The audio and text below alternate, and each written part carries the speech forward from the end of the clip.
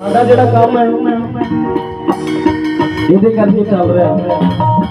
ਇਹ ਮਹਾਮਾਈ ਸਾਨੂੰ ਅੰਦਰ ਰੋਟੀ ਪਾ ਦਿੰਦੀ ਤੇ ਅਸੀਂ ਖਾ ਲੈਂਦੇ ਗਰੀਬ। ਇਹਦੇ ਨਾਂ ਤੇ ਸਾਡੇ ਗਰੀਬਾਂ ਦੇ ਕੰਮ ਚੱਲ ਰਹੇ ਨੇ, ਇਹਨੂੰ ਮੰਨਦੇ ਵੀ ਆ। ਇੱਕ ਮਿੰਟ ਇਹਨੂੰ ਮੰਨਦੇ ਵੀ ਦਿਲੋਂ ਆ, ਕਿਉਂਕਿ ਦੇਵੀ ਮਾਂ ਦਾ ਦਿੱਤਾ ਅੱਜ ਖਾ ਰਹੇ ਹਾਂ ਅਸੀਂ। ਇਹਦਾ ਆਸ਼ੀਰਵਾਦ ਬਣਾ ਰਹੇ। ਜਗਰਾਤੇ ਬੜੇ ਲੋਕ ਕਰਦੇ ਆ, ਮਗਰ ਵਿਧੀ ਨਾਲ ਜਗਰਾਤਾ ਹੋਣਾ ਚਾਹੀਦਾ।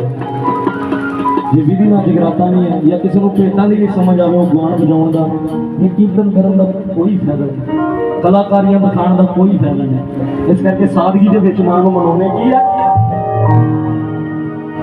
ਕਿ ਮਾਂ तेरा नाम चल रहा है, मेरा काम चल रहा है,